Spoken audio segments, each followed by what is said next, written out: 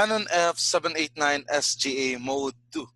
Hey guys, this is On The Reel and we are now in part 2 in exploring the CANON F-789SGA calculator in Mode 2 or in complex mode. In my previous video, my first part, I discussed how to evaluate this. Now, if you haven't seen it yet, please watch it first. And if you already have, pwede na mag-continue. So if you remember, I discussed the evaluation of I raised to a power of a large number. No, we cannot just directly evaluate I. Let's say I raised to the power of 97 because magiging math error yan in the calculator. No? But to evaluate that, we have to check ano yung quotient niya if that is being divided by 4. No? So we check 97 divided by 4. And we got a remainder of a quotient of 24 and a remainder of 1. So it's like that is equal to 4 times 24 plus 1. No? That is equivalent to 97. So kung ano yung remainder, pwede yan magiging I raised to that remainder. No? So that is equal to I. So ito yung rule na derive natin. No? If the power is a multiple of 4, then I raised to that number is equal to 1.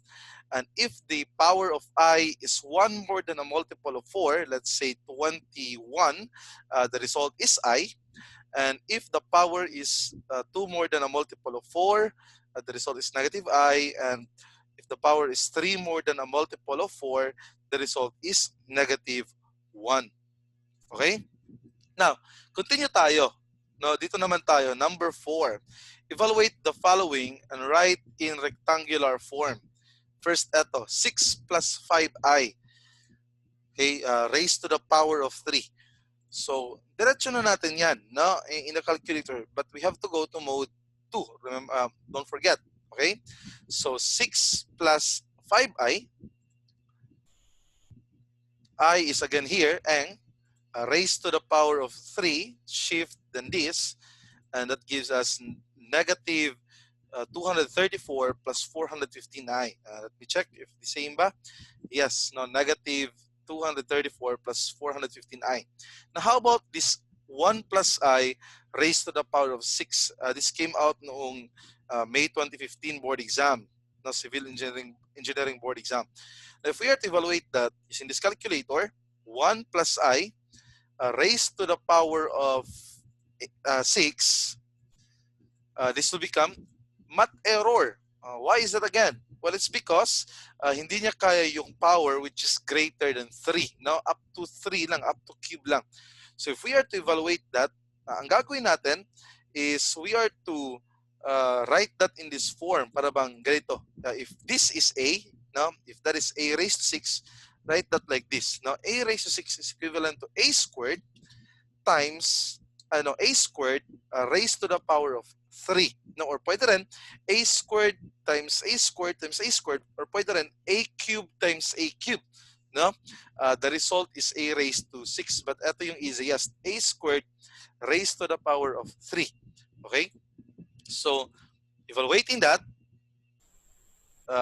using the calculator, make it squared first, so raised to the power of 2, then raised to the power of 3 right after. Okay, shift, then this. Okay, and that will give us negative 8i. Okay ba? Negative 8i. So yun yung gagawin. Another example, let's say the given is 2 minus I raised to the power of, let's say, 5. So if that is raised to 5, again, the calculator cannot get that. No?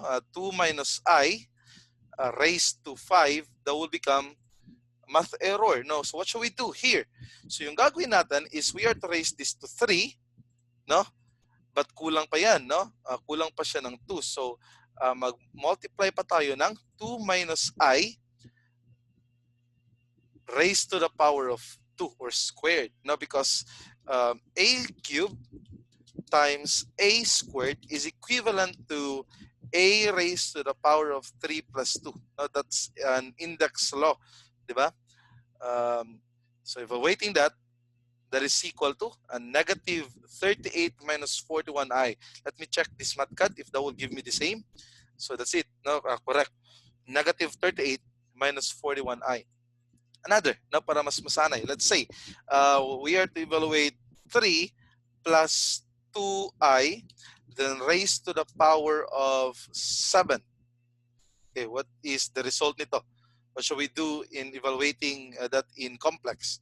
So again, if we are to check 3 plus 2i raised to 7, it's math error once again.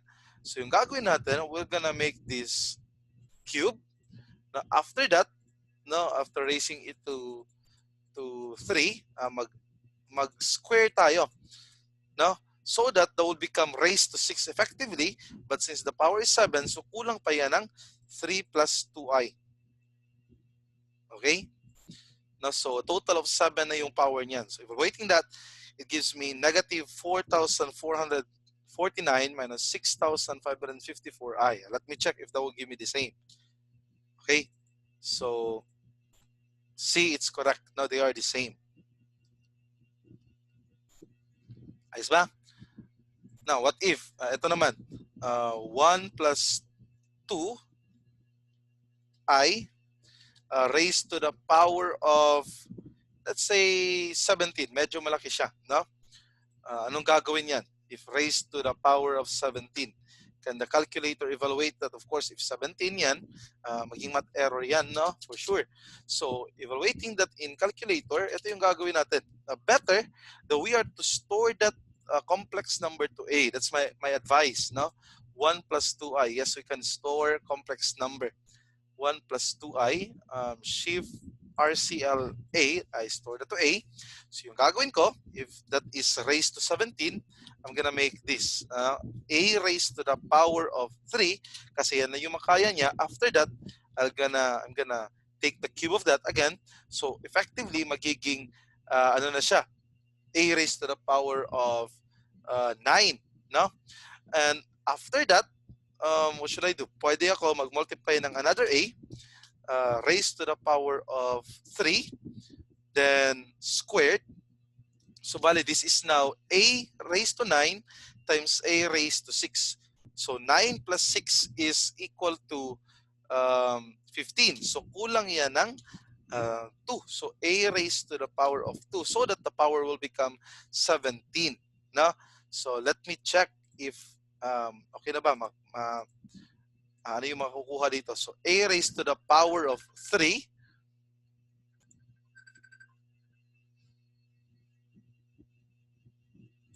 So, that is A raised to 3. I've got to make it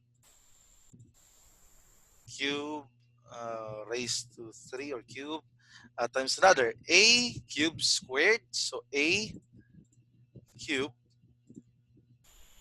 squared. Okay, then times A squared. A squared. So, it gives me, ano kaya?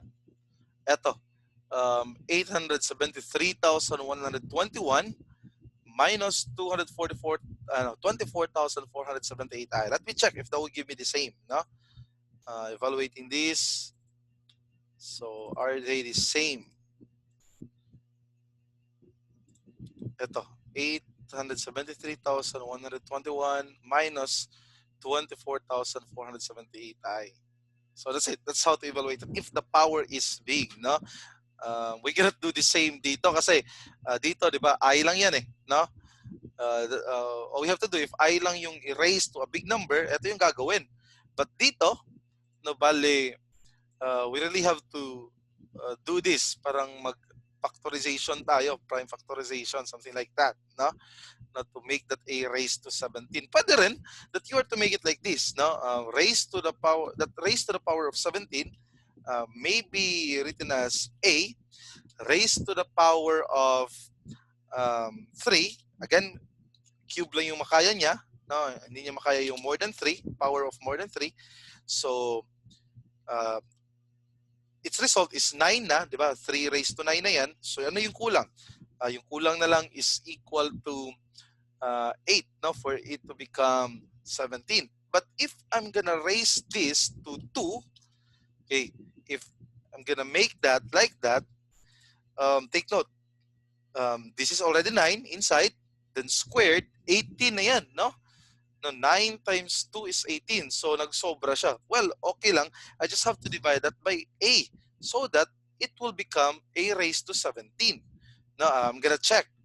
So, I've stored it already sa A. So, A, cube.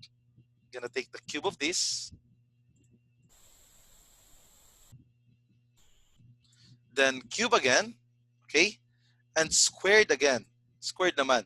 Okay? I-square natin to.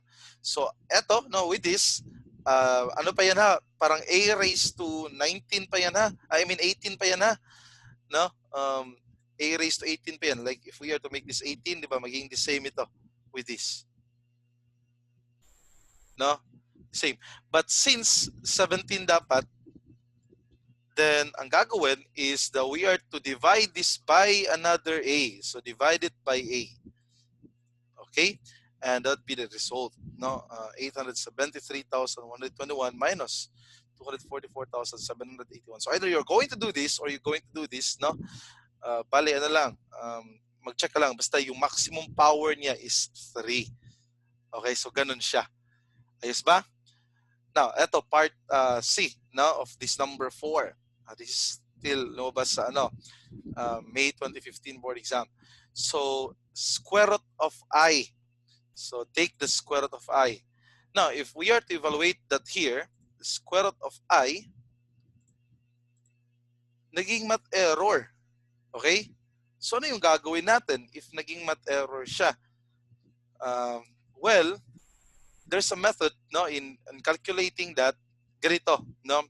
In the board exam, there are choices, right? No, and of course, one of the choices must be correct. No, must be the answer. Now, let's say the choices are this: 1 plus 2i, 1 plus 2i. Okay, ito yung letter A. Yeah, and letter B naman, choices to ha. Letter B naman, let's say letter B is square root of 2 plus square root of 2i.